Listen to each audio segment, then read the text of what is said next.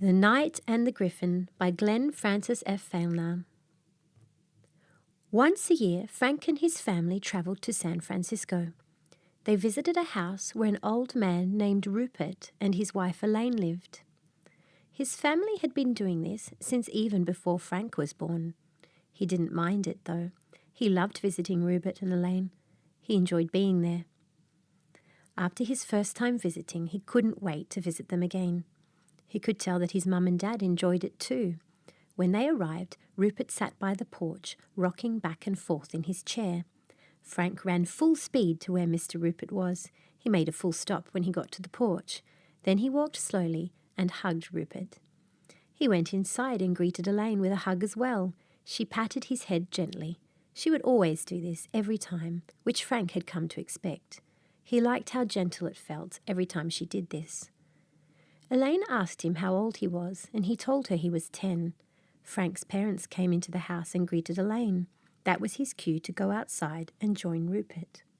One of the things that made him excited to visit was that Rupert would always have a story ready for him. He loved listening to Rupert's stories. He had read a few books back home, but there was just something special about sitting down and listening to a good story by Rupert. Frank went out the door and stood beside Rupert, who was admiring the view of their neighbourhood. Rupert asked him, "Are you ready, son?" He smiled from ear to ear and eagerly nodded.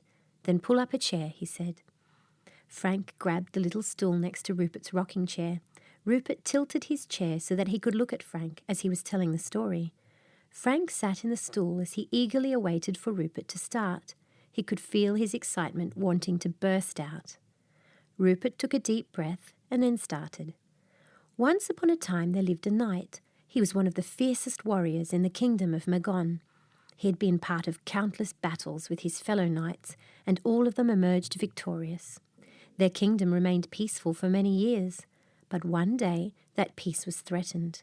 The people of the kingdom became restless once they heard that one of the villagers had been attacked by a griffin. In order for his royal subjects to feel safe again, the king ordered his knights to find the griffin in every corner of the kingdom and slay it.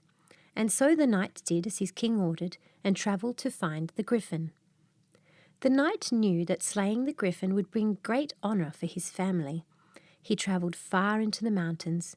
He had heard from a wise old man that griffins are hidden deep within the mountains, where no living soul would dare enter. He travelled day and night. He slept on the ground. Sometimes the cold wind would make him shiver. He would hear strange noises moving through the forest. His grip on his sword would then tighten. Along the way, he stopped by a small village. The people were kind enough to offer him food and shelter for the night before he continued on his travels. He asked one of the villagers if they had been terrorized by a griffin recently. The villager told him that they hadn't, and that their village was always peaceful. But they would hear strange noises coming from the mountain. They didn't know what it was, and no one was brave enough to travel up the mountain. They believed that there were monsters lurking there. After hearing what the villager said, the knight was eager to go up the mountain. He ate to his heart's content that night and rested. The next morning he thanked the villagers and bid them farewell.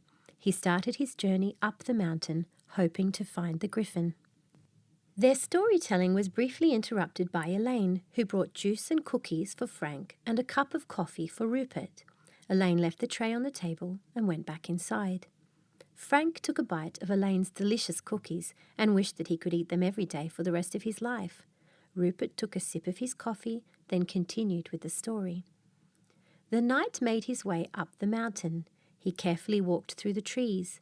He listened to every noise he heard.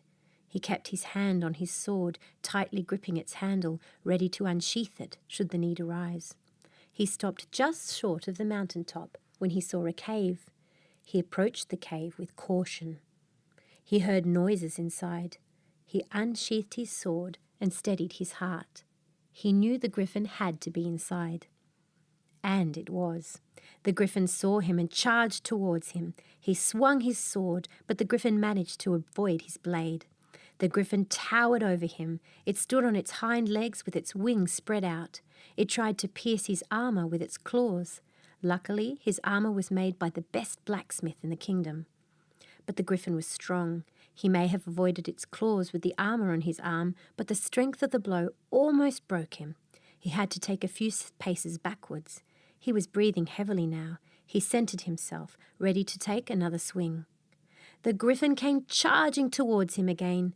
He waited for the right moment to swing his sword. Once the griffin was just a few inches from him, he swung his sword with all his might. At the last second, the griffin managed to dodge, but the knight still managed to cut it on the arm. The cut on its arm was deep. The griffin fell back and hit the side of the cave. The knight saw this as an opening for him to slay the beast. He ran towards the griffin with his sword in his hand, ready to make the final blow. But then he heard a noise from deeper within the cave. It made him stop abruptly. He turned towards where the noise was and steadied himself again. There might be another griffin. He was shocked to learn that the noise came from younglings hiding behind a rock. The griffin's younglings looked terrified. One of the younglings ran to the griffin's side. The griffin shielded the youngling with its wing. He looked at the griffin. It looked tired and in pain. He realized that the griffin was merely protecting its young. There was no monster here, just a parent trying to protect its young. He sheathed his sword and left the cave. He came back to the cave the next day with 3 wild boars and some medicine he brought from the village below the mountain. The griffin had moved further inside the cave, still in pain from its wound. He took off his armor and dropped his sword.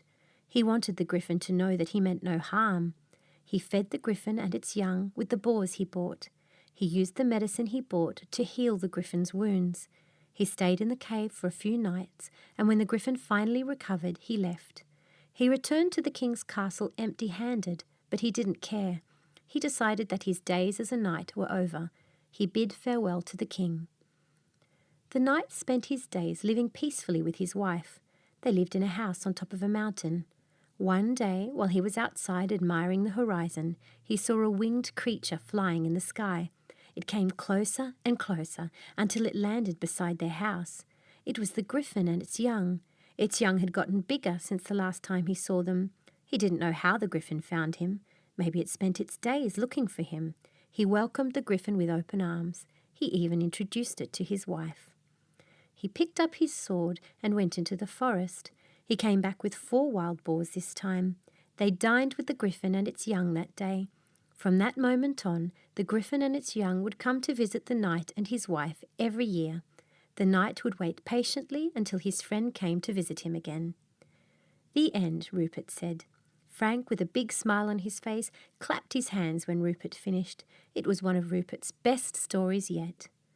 They eventually said their goodbyes, and Frank and his family returned home. On their way home, Frank asked his father why his grandfather wanted them to keep visiting Rupert and Elaine once a year. He enjoyed visiting them so much that he never bothered to ask his father why. His father smiled at him and said, "Rupert was an old friend of your grandfather. Your grandfather promised him that he would always come and visit, even if it was just once a year. And I'd like to keep that promise. I'm hoping one day you'll keep that promise too." "Of course I will. I'll never get tired of visiting Rupert and Elaine," Frank said. He asked his father how his grandfather became friends with Rupert, but his father said it was a story for another time. Frank thought that he would ask Rupert the next time they came to visit. He also promised himself that when they came back to visit Rupert and Elaine, he would be their storyteller. The end.